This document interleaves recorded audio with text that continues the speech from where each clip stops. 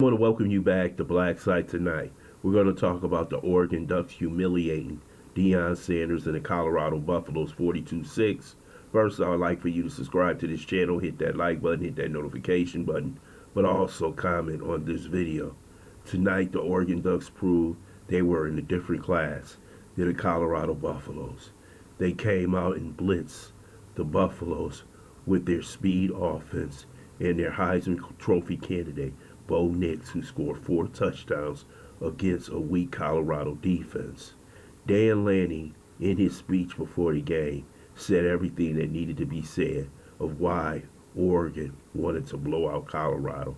He said, "We are here to win football games, but they're here to get clicks."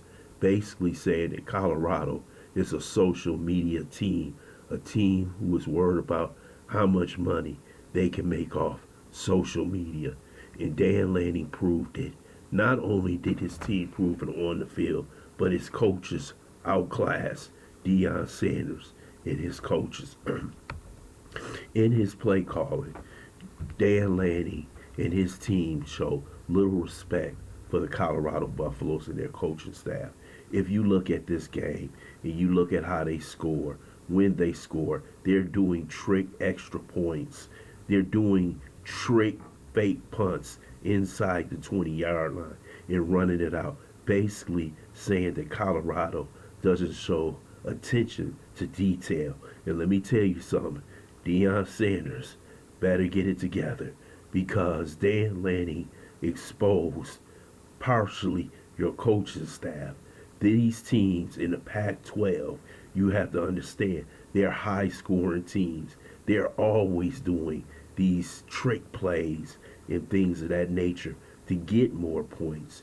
And when they did that trick punt inside the 20, I believe that was the killer of the game, simply because they ran it out to about the 40. They continued down the field and scored a touchdown. And I'm going to tell you this, Dan Lanning didn't believe that Deion is an excellent coach. He may be a, he may be an adversary, but Dan Lanning did not feel is that coaching staff was on his staff's level. And they did plays after plays after plays that they knew that could work. Yes, they only scored 1 touchdown after the half, but I believe they took off the steam and basically said, hey, let's get ready for the next game. And let me tell you something, Bo Nix looks like a Heisman Trophy candidate. He looks like the type of player that could possibly win it, but it's quite a number of guys out there right now who are fighting for that trophy, including Shedeur Sanders, who had a terrible day. It didn't seem like his rhythm was there. He didn't seem like he was confident, maybe because Travis Hunter was injured with the lacerated liver, but he just didn't have it.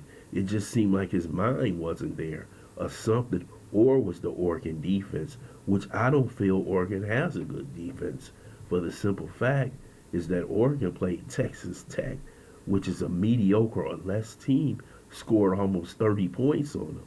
So I was shocked that Colorado put up 6, but we also have to remember that they were playing in Eugene, Oregon, in Austin Field, and that's why they played so well. So Deion can use this moment as a teachable moment to his young football team. Things like this happen in college and professional sports. Next week is going to show the true test. How do they bounce back at home against the USC Trojans and Heisman Trophy winner Caleb Williams? Do they come back, play a tremendous game, a tight game, either win or lose the game, but show some respectability in the game? Or do they collapse like they did against the Oregon Ducks and Dan Lanning's fast offense and his quick defense? So it's up to Deion Sanders to right this wrong, because there were a lot of people on the other side of the fence waiting for the Deion Sanders bubble to burst. And it burst today right out in Eugene, Oregon. So we'll see what kind of coach he really is. Does he get this team ready next week against the Trojans, who are a top 10 team and who have one of the most explosive offenses, just like the Oregon Ducks. Because there's a lot of people who truly don't believe that Deion is an excellent coach. They believe he's a master of social media, master of publicity, master of talking to men, but that's part of the job. The other half of the job is getting them to play at a high level. We already know that Deion doesn't have the top players in the country. It's going to take him maybe 2 classes to get those players ready to play at Colorado. But once he gets that there, he should be able to eventually compete for a Big 12 championship. Not only that, compete possibly for college football playoff or national championship. Now, Deion has to take this on the chin because his critics like Jason Whitlock and those other critics like Dan Lanning and other coaches like Jay Norville over at Colorado, they enjoying this. They enjoying the blowout. But Deion has to settle his team down and say, hey, the week is gone.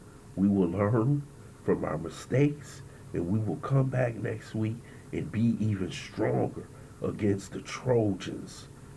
Humiliation happens. It happened to the Oregon Ducks last year when Dan Lanning took over and he played the Georgia Bulldogs, and I think they lost 49-3 to the Bulldogs. End up the season 10-3 with a promising season. Now they're coming back this year thinking that they can win the Pac-12 and possibly go to the college football playoff.